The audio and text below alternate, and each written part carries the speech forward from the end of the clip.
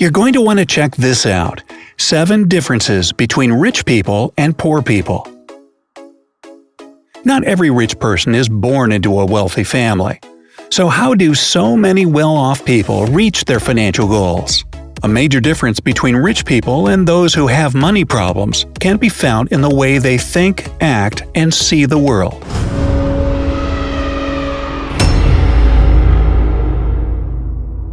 Sir Ahab 08. From number 7.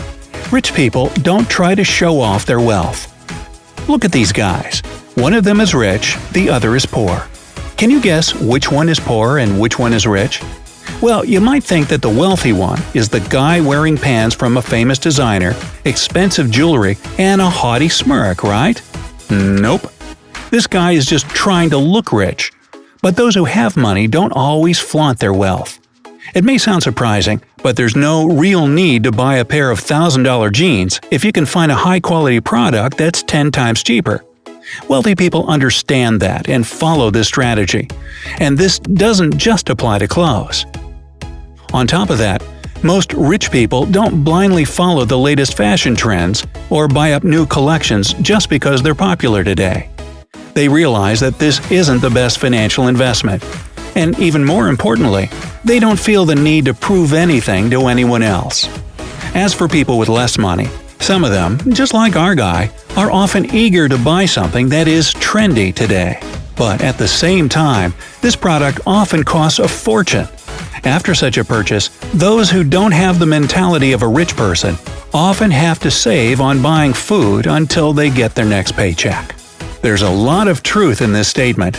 There are 3 kinds of people in the world: the haves, the have-nots, and the have-not paid for what they haves. Number 6. Rich people invest money in certain expensive items. While some rich people may pick cheaper, though still high-quality clothes over trendy items at an exorbitant price, there are things they don't save on. Coffee machine. Perhaps you love coffee. You can't live without drinking a cup or 2 a day. At the same time, you believe that a coffee machine is too expensive to purchase. Well, let's do some math. You pay between $2 and $5 for a cup of coffee. Okay, let's take $3.50 as the average price. If you buy at least 1 cup of coffee every day, this turns into about $1,300 per year. Uh-oh, why didn't we figure this out earlier? At the same time, a good coffee machine costs no more than $500. Isn't that an impressive difference? Induction stove. An induction stove costs twice as much as their electric fellows. But don't think that wealthy people only opt for induction stoves to make their kitchen look cool. The reason is that induction stoves are extremely efficient, and almost 90% of the energy produced goes into heating your food. As for electric stoves, their efficiency is only 70%. Gas stoves are the least effective. Only 40% of their energy is spent on heating food.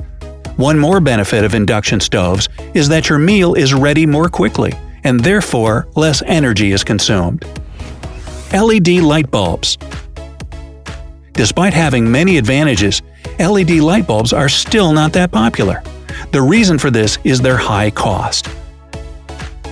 But let's look at some numbers.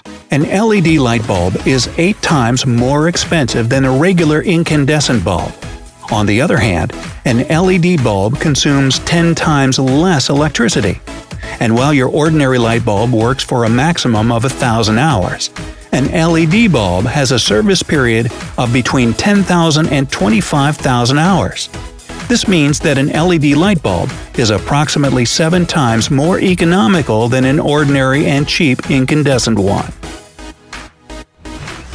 Energy-saving glass.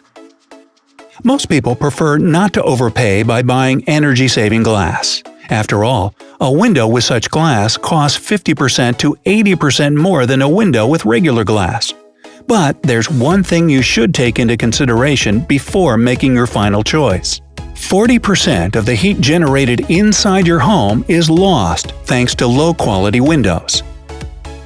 And with the money you spend on heating, It seems a bit unfair to have so much energy heating the outside of your house. As for energy-saving coating, depending on its style, it can reduce the transfer of heat through the glass by 75 to 90%. Now, you can calculate how much money you could save by having those advanced windows. Remember to include not only the excess electricity you use for heating your home, but also the electricity used by air conditioners to cool your home when it's hot outside. The great thing is that energy-saving glass works for keeping your home both warm and cool. Thermostatic shower faucet. At first, it might seem that the mechanism that regulates the temperature of the water with preset settings is an unnecessary extra. Surely, you're capable of turning on the hot water and regulating it yourself. This gadget also costs 3 to 4 times more than an ordinary faucet. On the other hand, a thermostatic shower faucet will start saving you money right away. You won't have to spend ages trying to get your preferred water temperature.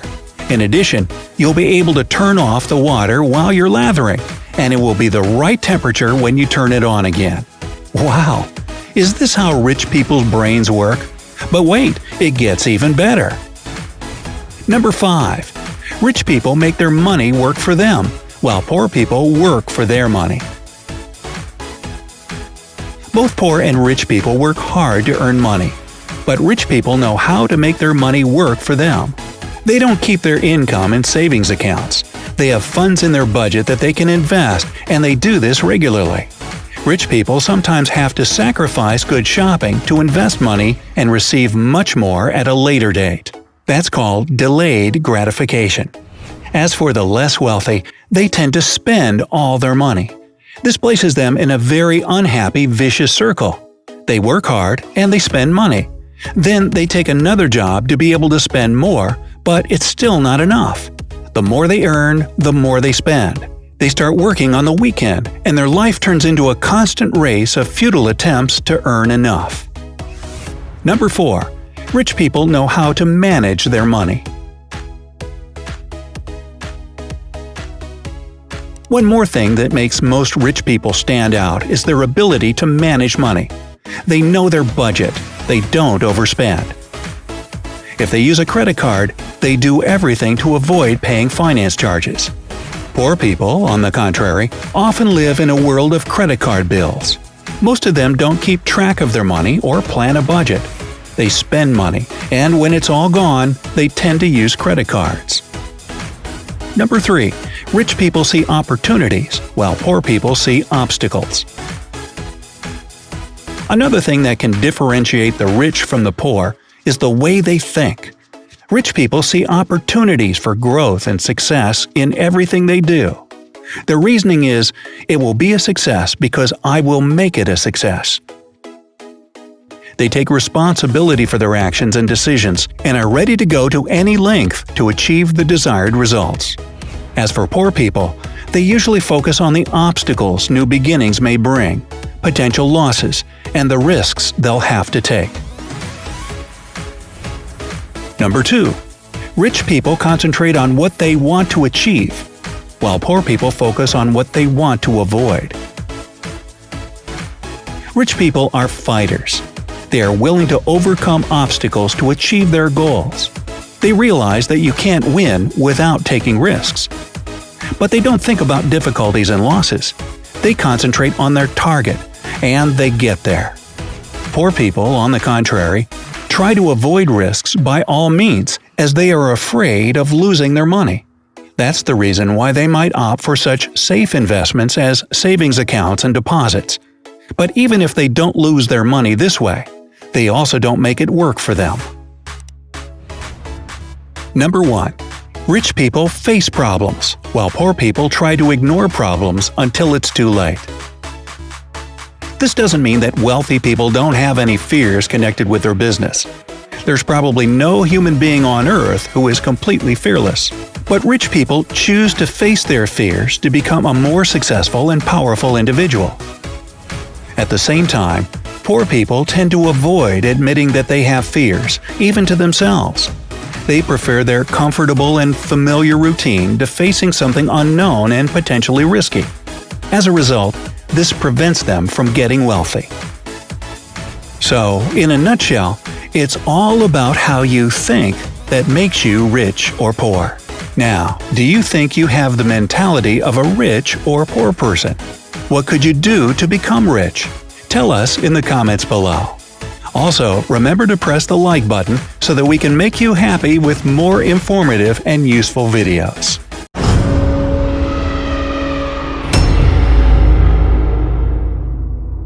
Sir Ahab 08